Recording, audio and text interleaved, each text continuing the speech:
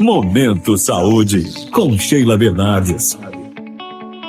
Olá, excelente quarta-feira para você, 27 de novembro de 2024, e a gente está chegando para conversar com você sobre saúde e qualidade de vida. Programa Momento Saúde, a apresentação é minha, Sheila Bernardes, produção de Aguinaldo Silva. Nosso convidado de hoje, Dr. Fabrício da Silva, pela primeira vez no Momento Saúde. A gente dá as boas-vindas, agradece pela presença, esperamos que seja a primeira de muitas outras vindas suas, Dr. Fabrício, aqui no nosso programa. Seja bem-vindo. Com certeza, muito obrigado pelo convite, Sheila. É uma grande satisfação poder participar desse programa. Acho que a temática de saúde é sempre relevante em todos os canais e é sempre um grande prazer poder falar para a população do Oeste Baiano, que acho que é um grande ouvinte de vocês, então para mim é uma grande honra. Muito obrigado. Com certeza, obrigada pela vinda. Nós estamos em Luiz Eduardo Magalhães, o nosso estúdio principal, mas estamos em 16 estados brasileiros e mais de 100 municípios. Então que todos os ouvintes nesse momento sintam-se abraçados por nós aqui do programa Momento Saúde. A gente está no mês de novembro, Novembro Azul. Como é que está o homem quando o assunto é a cardiologia em relação ao cuidado com a sua saúde? Bom, perfeito. Primeiro, para salientar, que Novembro Azul, na verdade, é uma iniciativa tanto do Ministério da Saúde, mas também se amplia pela Organização Mundial da Saúde como um mês temático para a saúde do homem. E inicialmente pensou-se em tratar o assunto do câncer de próstata, porque realmente ele é o câncer mais prevalente em homens. E a gente aproveita a temática do mês para chamar a atenção do cuidado da saúde mais ampliada. O que a gente sabe é que o homem, de maneira geral, tem um pouco mais de resistência a procurar serviços médicos. Então a mulher é muito mais preocupada com a saúde. Então novembro é um mês estratégico justamente para a gente usar a isca do câncer de próstata, que às vezes acaba assustando mais o homem, mas para puxar sobre a saúde como um todo. E o coração, sem sombra de dúvidas, tem uma relevância grande, Então, quando a gente pensa, isso é uma casuística mundial, Quando a gente pensa nas principais causas de morte no mundo, doenças cardiovasculares está em primeiro lugar. E o que a gente chama de doenças cardiovasculares? A gente fala de infarto, que é um problema do coração, um ataque cardíaco, e o AVC, que é o derrame cerebral. Então, essas duas condições são as mais prevalentes no mundo, isso tanto em homens quanto em mulheres, mas em homens elas costumam ser ainda mais precoces. Por isso que é muito importante parar e analisar e procurar sobre esses quesitos de saúde no homem, especialmente no mês de novembro. É preciso fazer o check-up, fazer o trabalho preventivo.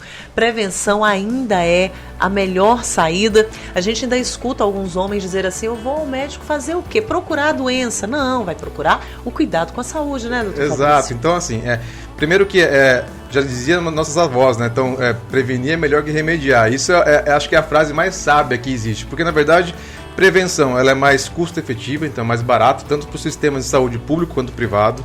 Ela é mais estratégica, porque quando a gente previne, e a gente gosta de separar, Sheila, prevenção em prevenção primária e secundária. Sim. Por que eu vou explicar esses dois conceitos? Porque é importante.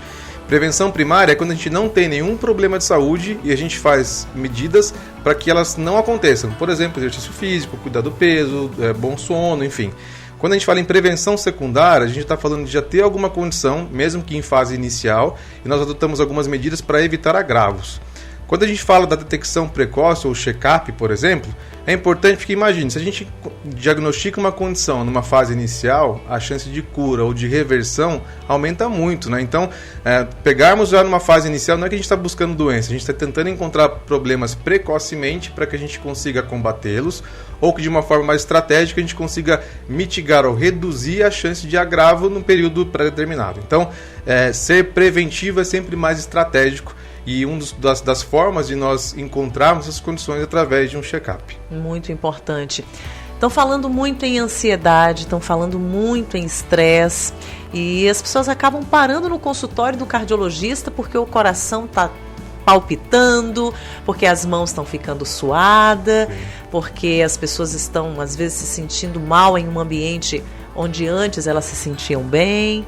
E o que a gente pode falar sobre isso? Bom, primeiro que realmente o cardiologista é o especialista que mais recebe como primeira consulta os transtornos ansiosos. Então, não é pouco usual, que o paciente que tem alguma queixa de transtorno ansioso, seja depressão com alguns traços de ansiedade, ou seja o transtorno ansioso por si só, eles apresentam a repercussão no nosso corpo através de sintomas cardiovasculares. Então, palpitação, às vezes dor no peito, sensação de desmaio, sudorese, mão suando. Então, esses sintomas comumente são relacionados a sintomas do coração e então ele procura um cardiologista. E aí, o primeiro, antes de falar ao paciente, eu gostaria de até dar um recado aos colegas cardiologistas, né? Primeiro, ter paciência com esses pacientes, entender que eles estão num momento de fragilidade, né? Então, não subestimar as queixas. E é muito importante que hoje a ansiedade, a depressão, ela é o mal do século, né? Porque hoje ela comete desde crianças, algo que a gente não via há pouco tempo atrás. Então hoje, com acesso à rede social, a exposição precocemente a diversas condições, então a gente é assolado com informações o tempo todo, isso deixa o ser humano muito ansioso. E a ansiedade está correlacionada diretamente a outras condições de saúde física, né? Então, a ansiedade aumenta a hipertensão arterial, a ansiedade atrapalha o sono, que repercute em hipertensão arterial, colesterol, ganho de peso. Os transtornos ansiosos também estão associados com compulsões alimentares, então acaba aumentando a chance de obesidade. Então, a ansiedade hoje ela é um mal que precisa ser tratado e enfrentado com bastante seriedade. Então, hoje a gente entende que tratar a ansiedade ou tratar transtornos ansiosos ela ultrapassa, não é somente medicação, então ela é uma mudança de comportamento, mudança de terapia, psicoterapia, atividade física tem um papel fundamental nesse quesito, mas precisamos encarar como um assunto de relevância.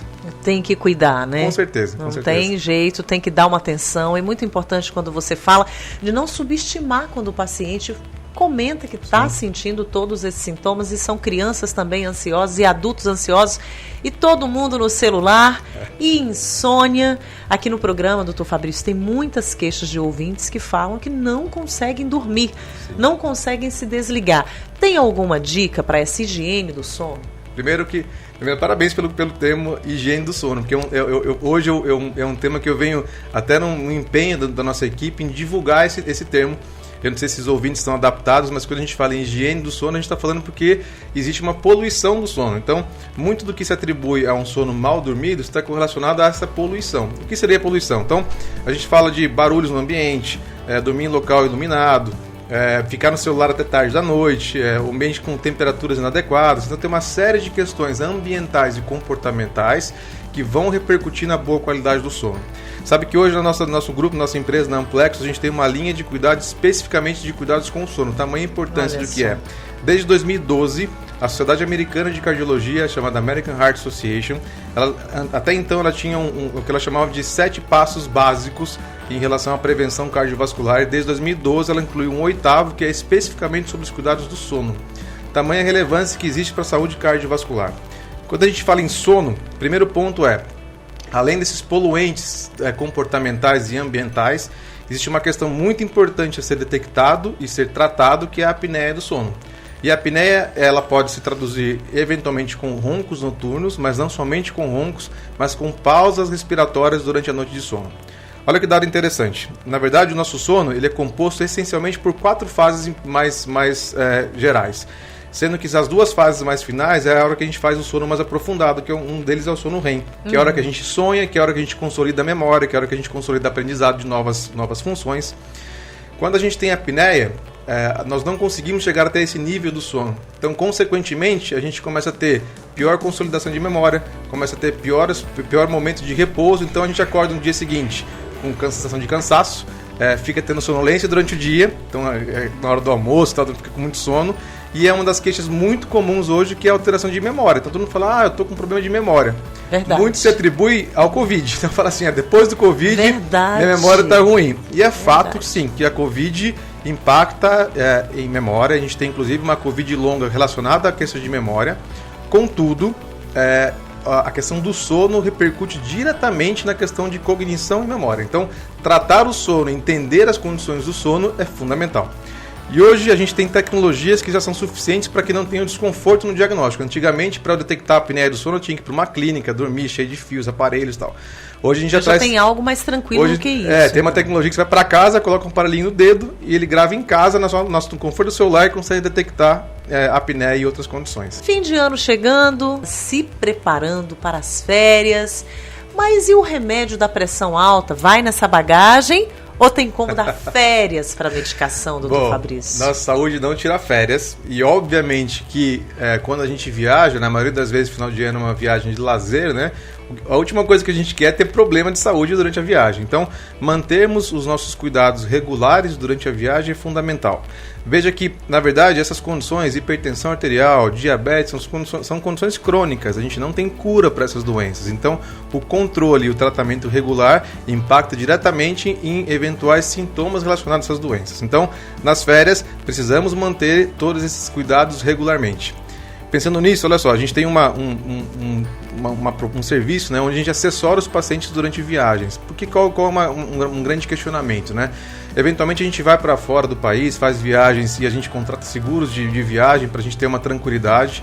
Mas quando acontece algum infortúnio durante a viagem, às vezes pequenos infortúnios, a gente se sentia um pouco perdido e ligava para o seguro-saúde, ele indicava algum hospital, a gente tinha que sair procurando, farmácias muito difíceis e tal. Então a gente hoje tenta realmente apoiar nossos pacientes nesse momento para que ele se sinta abraçado de fato. Então a gente prepara um kit de medicamentos, mantém nossa equipe à disposição para teleconsultas e acompanhamento durante todo o período de viagem, faz um estudo das cidades que ele vai viajar e elenca em cada cidade quais seriam os serviços de saúde de referência para ele buscar sobre as necessidades, para que ele realmente se sinta seguro e que a viagem seja somente para lazer.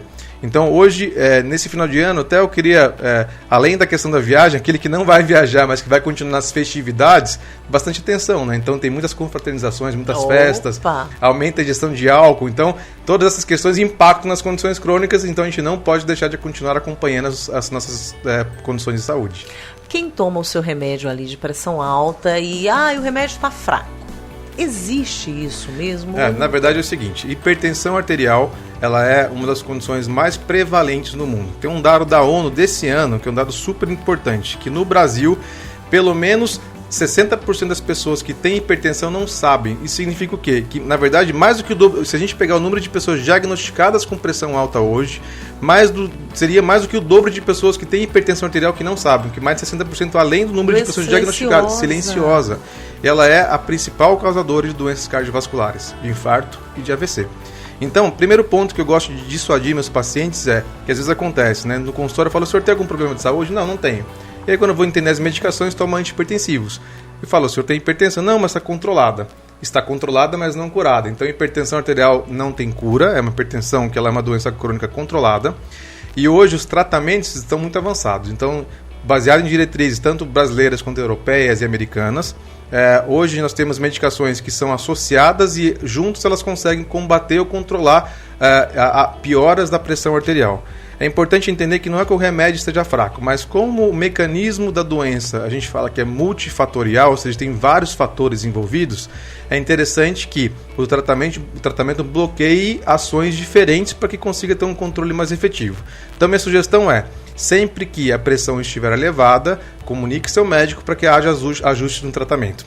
Eu não sei se você acompanhou recentemente, bombou em redes sociais e tal.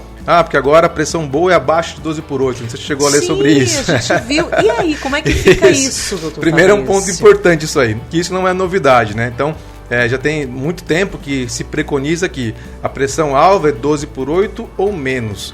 E aí, pressões acima de 12/8, elas merecem uma bandeira amarela. Não significa que você seja hipertenso, mas a gente considera que uma pressão elevada. Isso sinaliza um risco aumentado de desenvolvimento de hipertensão nos próximos anos. Tanto é que, no primeiro momento, quando a gente encontra o paciente, por exemplo, com 13/9 de pressão no consultório, no primeiro momento a gente vai tentar medidas comportamentais para que ele, por exemplo, perca peso, atividade física, controlar a apneia do sono, que repercute na pressão arterial, para ver se ele consegue sair dessa zona de transição. Quando ele persiste em pressões mais elevadas, aí a indicação é tratamento medicamentoso. Mas o alvo sempre foi 12/8 ou menos. É que agora, nesse ano, a diretriz europeia foi mais contundente nessa recomendação e realmente agora preconizou e resolveu tornar isso muito mais público, e eu achei muito importante, porque realmente isso agora chega à população na ponta de entender que pressões acima de 12/8 merecem atenção e cuidado, e a decisão sobre tratamento medicamentoso ou não é uma decisão médica, levando em considerações vários quesitos para adotar essa linha. Cuidados com a saúde e espiritualidade. Existe uma fala, uma discussão de que os pacientes, aqueles que têm uma espiritualidade, aqueles que leem a Bíblia, podem responder melhor aos tratamentos. Isso procede ou não? Qual a sua opinião? Bom, primeiro que existe, né, já isso é clássico, né, que existe sempre tentam confrontar fé e ciência, quando na verdade eu acredito que elas devam andar de mão dadas, né? Então, na verdade a ciência corrobora e colabora com vários aspectos que confirmam e sustentam a nossa fé, e ao mesmo tempo a fé nos dá respaldo em diversos segmentos na ciência. Então eu não as confronto, as coloco de mãos dadas. Hoje nós temos diversos trabalhos que realmente comprovam, e independente, a gente não está falando aqui de religião, a gente está falando de espiritualidade, que é algo que transcende uma questão dogmática ou de religião ou de caminho que eu quero seguir. É simplesmente realmente o exercício e a expressão de uma espiritualidade, de uma crença, de você ter um sentimento de positividade, de você ter uma expectativa de confiança em algo superior que possa te apoiar em relação às suas respostas a um tratamento. Tem trabalhos que inclusive mostram respostas imunológicas, ou seja, que o nosso sistema imunológico de defesa responde a expressões de espiritualidade. Recentemente, no Congresso Brasileiro de Cardiologia, que aconteceu em Brasília agora esse ano, teve alguns espaços específicos para debater o assunto. Então, é uma crescente. A gente estimula sim que o paciente tenha expressões de fé, e no consultório, para quem me conhece, sabe que a gente sempre traz essa pauta para ser debatida, e independente da crença, sempre o jogo que seja importante ela ser expressa e alimentada e cultivada. Atividade física. A gente está andando nas praças e vendo todo mundo se mexendo, fazendo caminhada, as academias estão mais cheias e os profissionais de saúde, eles têm uma contribuição importante aí nesse contexto. Até que ponto ela faz a diferença? Qual a contribuição da atividade física no tratamento de doenças, sobretudo nas cardiovasculares? Não é mais questão de estética, é questão de saúde, né? Acho que se a gente fosse falar sobre atividade física, ficaríamos aqui horas falando sobre o assunto de tamanha relevância. Então, primeiro que ao longo dos últimos séculos, né, a humanidade mudou, né, a transição em relação a... Antigamente os seres humanos eram expostos muito mais a exercícios físicos diários, durante o trabalho mais braçal, e hoje a tendência é uma situação muito mais sedentária, né? Então, com isso, a necessidade de programar no seu dia um período para exercício físico é fundamental. Dentre os principais benefícios do exercício físico, a gente fala sobre as prevenções e controle de doenças cardiovasculares, sobre repercussão positiva em relação ao sono, em relação ao metabolismo, em relação a combate à obesidade, em relação a transtornos depressivos e ansiosos. Então a gente tem uma infinidade de benefícios relacionados ao exercício. E aí eu trago alguns dados para você que são bastante importantes, que eu gosto de compartilhar com meus pacientes algumas metas. Então, segundo a Sociedade Americana de Cardiologia, nessa mesma publicação, que é chamada Life Essentials 8, que são os 8 passos básicos para a redução de risco cardiovascular, um deles é sobre exercício físico. E o que a gente traz de números para os nossos pacientes, né? Então, pelo menos 150 minutos por semana. Isso significa meia hora de segunda a sexta. Se for 3 vezes na semana, 50 minutos. Isso é o mínimo. A partir desse número, né, desse tempo despendido em exercício físico, a gente já começa a experimentar os benefícios cardiovasculares. O que é muito importante, eu trago de destaque agora, assim, né? O exercício para a musculatura ganha grande relevância. Isso a gente já vem agora falando nos últimos anos, né? Antigamente, musculação se atribuía muito à estética, e hoje a gente entende que o músculo é um órgão extremamente vital, e ele vai repercutir, reverberar na nossa saúde lá na idade mais avançada, quando a gente é idoso. Então, tem um estudo interessante, que quando avalia musculatura de coxa de pacientes com 80 anos, aqueles que têm uma musculatura mais robusta vivem mais e vivem melhor. Então, trabalhar a musculatura é de extrema relevância. Veja que, a partir dos 40 anos de idade, a gente só perde músculo. Isso é natural do ser humano. Então, na verdade, a partir dos 30, a gente já não tem mais tanta facilidade em ganho de massa muscular, e a partir dos 40 já começa a ter uma perda de massa muscular. Aí a gente fala de lipossubstituição. Substitui músculo por gordura. Então, se a gente não trabalha o músculo, a tendência é só ele se piorar. Então, a atividade física tem essa relevância por isso. Muito importante. Vamos todo mundo se mexer aí, gente. Já está chegando ao finalzinho do nosso programa, está passando muito rápido. Um papo tão legal aqui no programa hoje. Covid-19. Como que a gente pode avaliar esse pós-Covid? Já aproveito para registrar que quando a gente olha para trás e vê tudo o que aconteceu, o que vocês profissionais de saúde viveram, o que muitas pessoas, o que todos nós vivemos, todo mundo foi impactado com a Covid-19, qual a avaliação que a gente faz? As pessoas questionam que no pós-Covid, depois das vacinas, muitos pacientes têm apresentado problemas no coração. A saúde do coração tem sido afetada de uma forma ou de outra. Isso procede? Já tem algum estudo sobre isso ou não? Ou é só especulação? Então, vamos lá. Primeiro ponto, Covid-19, acho que não vou entrar nos detalhes em relação ao que a gente viveu, mas sem sombra de dúvidas que eu tenho que exteriorizar minha até emoção em falar desse momento. Foi quando eu fiquei conhecido na região aqui do Luiz Eduardo Magalhães, foi na época da Covid. Os primeiros pacientes que eu cuidei daqui foi na pandemia. Olha só. E foi uma fase extremamente difícil. Hoje a gente fala em Covid longa, que é uma síndrome pós-Covid, que a gente está aprendendo a conhecer, porque é algo muito novo para nós ainda, que são sintomas que permaneceram mesmo pós o fim da síndrome respiratória.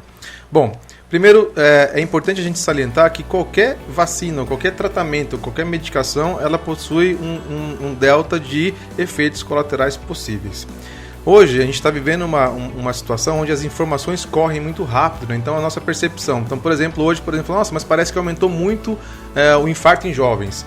Na verdade, a gente tem muito mais rápido o acesso à informação, então a percepção nossa de que está acontecendo muito mais. Antigamente as informações demoravam para chegar, Exato. Então hoje o acesso à informação é muito mais rápido, então a percepção de maior quantidade é maior.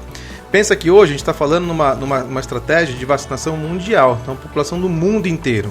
Quando a gente fala em números absolutos, de fato, a gente tem alguma incidência de casos de miocardite, que é uma inflamação do músculo cardíaco relacionado a algum procedimento, seja ele por infecção, seja ele por uma vacinação, por exemplo. Mas quando a gente leva em consideração a correlação dessa, assim, a proporção, ou seja, quantas pessoas tiveram frente ao número de pessoas vacinadas, esse percentual hoje é abaixo de 4%. Então, é um percentual bastante seguro, então nos dá segurança em preconizar em relação à vacinação. Então, os efeitos cardiovasculares hoje são efeitos cardiovasculares pequenos, restritos, as miocardites não são graves, e hoje elas estão dentro da zona de segurança de efeitos colaterais de qualquer tipo de tratamento ou procedimento.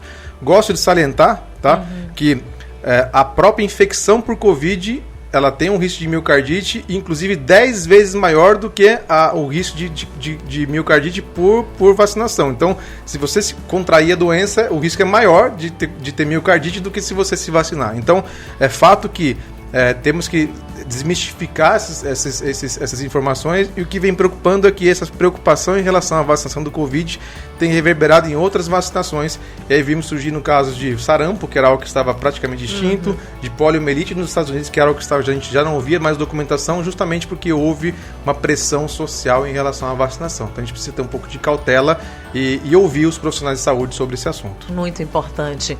Quando é que você volta, doutor Fabrício?